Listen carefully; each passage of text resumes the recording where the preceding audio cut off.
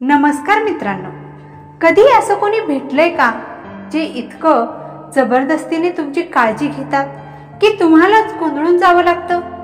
हे खरंच प्रेम आहे की वेळ? दुसऱ्या दिवशी अक्षया कॉलेजच्या गेटमधून आत येत होती. जय आणि नीरवचे मित्र तिला पाहून म्हणाले, ते बघ तुझी बायको येते रे.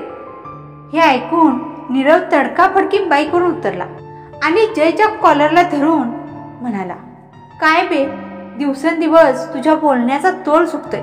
कोण बायको रे? जय हसत म्हणाला, अरे साहेब, थोडं शांत व्हा. तू मान किंवा न मान, पण सगळं कॉलेज असंच म्हणतं. तुम्ही त्या दिवशी तिच्या सोबत हिरोसारखे वागलात. ना तिच्या अंगाला हात लावला ना काही, पण सरळ क्लासपर्यंत सोडलं. तो सीन संपूर्ण कॉलेजनं पाहिलाय. माझ्या मित्रा नीरवने एक खोल श्वास घेतला आणि म्हणाला, बघू दे, ज्याला जे बघायचंय. लोक 100 प्रकारच्या गोष्टी बोलतात. सगळ्यांना मनावर घेतलं तर आयुष्यच कठीण होईल, असं म्हणत तो परत बाईकवर बसला. जय थोड्या मुश्किल स्वरात म्हणाला, जर ती तुझी नाही तर आम्ही तिची रॅगिंग करणार. नीरवचे मित्र अक्षयाला क्लासकडे जाताना पाहत होते. ते तिला हाक मारू लागले, ए अक्षया, इकडे ये. अक्षया घाबरत त्यांच्या पुढे उभी राहिली. एक सिनियर थोड्या कठोर आवाजात म्हणाला, आम्ही इथे उभे आहोत आणि तुला आम्हाला गुड मॉर्निंग म्हणायचं भान नाही? अक्षया म्हणाली, गुड मॉर्निंग सर. ते सिनियर्स हसत म्हणाले, ओ, म्हणजे आम्ही म्हणालो तरच गुड मॉर्निंग करणार, नाही तर नाही? असं काही नाही सर, अक्षया घाबरत म्हणाली. तेवढ्यात नीरव रागाने त्याच्या मित्रावर ओरडला, अरे मूर्खांनो, इतकी गरज का वाटते तुम्हाला गुड मॉर्निंगची?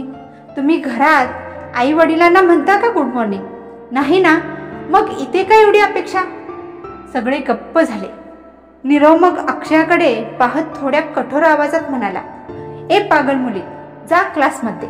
अक्षयाने एक क्षण नीरवकडे पाहिलं, सॉरी म्हणाली आणि पटकन क्लासकडे निघून गेली. नीरव तिच्याकडे बघत होता आणि मनात विचार करत होता, हो, ही नजर, फक्त एक नजर पुरेशी आहे एखाद्या मुलाच्या आयुष्याची वाट लावायला. पण आपणही काय कमी आहोत? अशा नजरांनी फारसं फरक पडत नाही आपल्याला. पाहावंसं वाटत नाही का मुलींच्या नजरेत असं काय असतं समजत नाही. पण एकदा का एखाद्या व्यक्तीला या नजरेची सवय लागली की बस, शरीर मातीत मिसळेपर्यंत त्या नजरेचे गुलाम होतो आपण. नीरव असाच विचार करत अक्षयाला जाताना पाहत होता. जयने हसून म्हटलं, भावा, आता नजर हटव, तुझी लाडकी तर क्लासमध्ये गेली. जयचं वाक्य ऐकताच नीरव थोडा चिडला. त्याने रागानं जयकडे कटाक्ष टाकला आणि दुसरीकडे तोंड वळवलं. तेवढ्यात नीरवची क्लासमेट ईशा एकदम टाईट आणि रिव्हिलिंग ड्रेस घालून उंच हिल्समध्ये वळण घेत त्यांच्याकडे येऊ लागली. हात हलवत, मिश्किल हसत ती सरळ नीरवच्या दिशेने येत होती.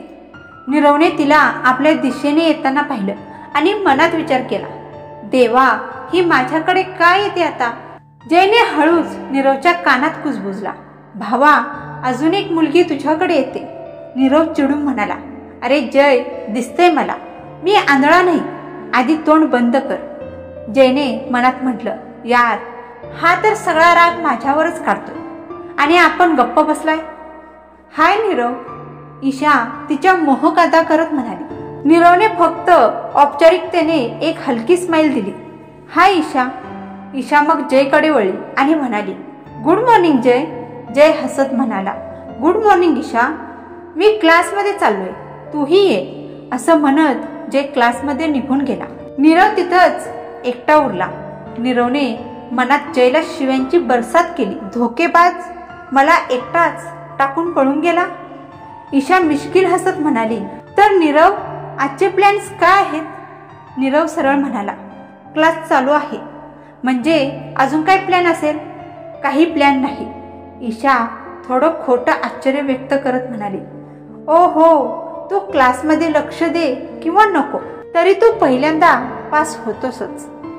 मग क्लासमध्ये बसण्याचं काय काम? चल ना, आज बाहेर फिरायला जाऊया. नीरवने गंभीर स्वरात उत्तर दिलं. ईशा, मी क्लासमध्ये बसतो की नाही हे माझं काम आहे. मला पास होण्यासाठी कुठल्याही जादूची गरज नाही.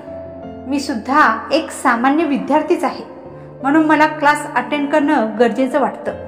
क्लासचा वेळ झालाय, मी जातो, बाय, असं म्हणत नीरव निघून गेला आणि क्लासमध्ये गेला. क्लासमध्ये शिरताच त्याने जयकडे एक रागीट नजर टाकली आणि हात हलवत जणू 4 चापट्या मारल्या असाव्यात अशा हावभावात म्हणाला, काय रे, मला एकटं टाकून पळालास? जय हसत म्हणाला, अरे नाही, म्हणजे तू बघितलंस का त्यांच्या नजरा? आपण त्यांच्या जवळ उभं राहिलो की काहीतरी विचित्र होतं. कोणी ना कोणी मध्ये पडतंच. आता बिचारी काय असं वाटून घ्यावी, म्हणूनच मी तिथून निघालो. नीरव चिडून म्हणाला, हे एक्स्ट्रा डायलॉग बंद कर. तो पुढे म्हणाला, माझ्यासाठी तिला एकटी ठेवलीस तू? एवढी खास होते का तुला? मार खायची तयारी आहे वाटतं. जय हसत हसत म्हणाला, अरे सोड ना भावा, इतकं सिरियस काय घेतोस? नीरवने थोडं शांत होत म्हणाला, आता सोडतोय, पण पुन्हा असं केलंस ना तर तुला नाही सोडणार. जयने लगेच थोडं गोड बोलत म्हटलं, झालं रे, समजलं मला, आता नको राग करूस. तेवढ्यात कुणीतरी ओरडलं, पाहिलं का, सर येत आहेत.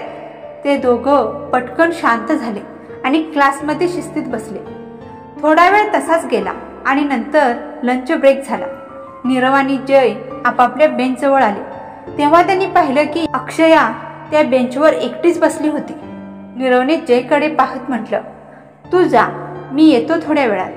जयने थोडंसं स्मित हास्य केलं आणि निघून गेला. नीरव शांतपणे अक्षयाच्या शेजारी येऊन बसला.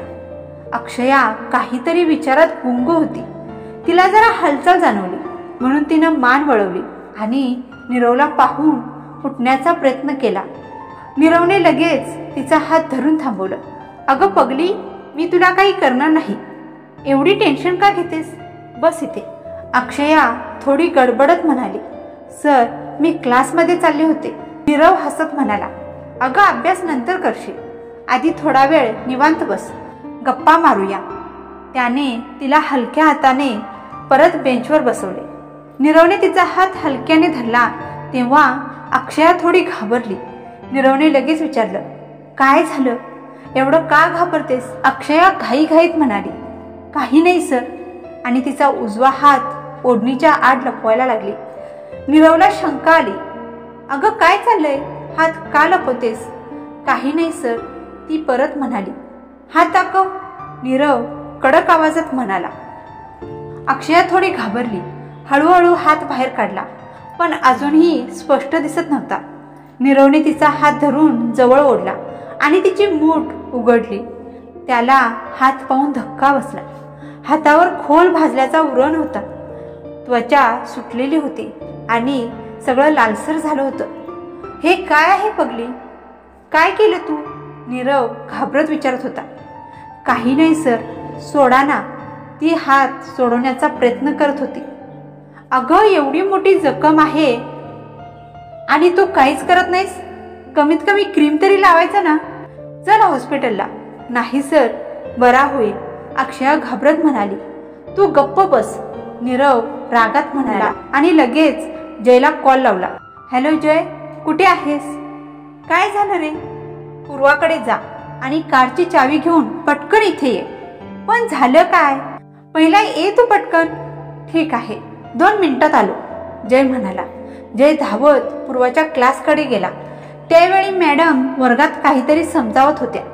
जयने दारात उभं राहून आवाज दिला, एक्सक्यूज मी मॅडम, एकदा पूर्वाला बोलवता का?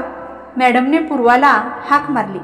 पूर्वा, हो मॅडम, असं म्हणत पूर्वा बाहेर आली आणि जयला पाहून थोडी गोंधळून म्हणाली, काय झाले? काय चालले हे? जयने घाईघाईत सांगितलं, पूर्वा, कारची चावी दे. तुझ्या दादाने मागितले, लवकर दे. पूर्वाने आश्चर्यचकित विचारलं, का? काय झालं? मला काही माहित नाही, तू लवकर दे फक्त. जयने सांगितलं. ठीक आहे, थांब, मी घेऊन येते.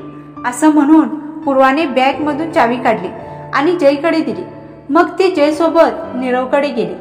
नीरवकडे पोहोचल्यावर पूर्वाने अक्षयाला पाहिलं आणि विचारलं, दादा, काय झाले? चावी कशासाठी हवी होती? आणि अक्षया, तू क्लासमध्ये नाही गेलीस का? पूर्वाने नीरवला दादा म्हणताच अक्षया थबकली.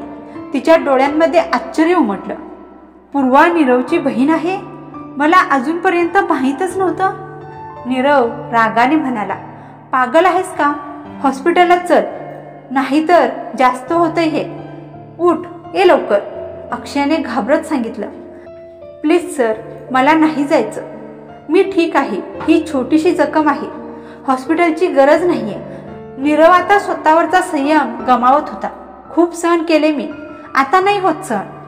चल लवकर, कारमध्ये बस. पूर्वाने प्रश्न केला. दादा, काय झालंय? अक्षया, तू तरी सांग ना. नीरवने पूर्वाच्या हातात अक्षयाचा हात दिला आणि म्हणाला, बघ एकदा हिचा हात. पूर्वाने हात धरून पाहिला आणि जखम पाहताच तिच्या डोळ्यात पाणी आलं. अरे बापरे अक्षया, हे काय झालं तुला? ती रागाने म्हणाली. इथे का बसलीस गप्प? निदान मला तरी सांगितलं असतंस. इतकं सहन का करतेस? अक्षयाने खाली मान घालून हळूच सांगितलं. प्लीज पूर्वा, मला सोड, मला या सवयी आहेत. तू क्लासमध्ये जा, मी इथेच बसेन. हे ऐकताच नीरवने तिचा हात पकडून सरळ तिला कारकडे नेलं आणि फ्रंट सीटवर बसवलं. तो स्वतः ड्रायव्हिंग सीटवर बसला. जय आणि पूर्वा दूर उभं राहून हे सगळं पाहत होते. त्यांना हे सगळं धक्कादायक वाटत होतं.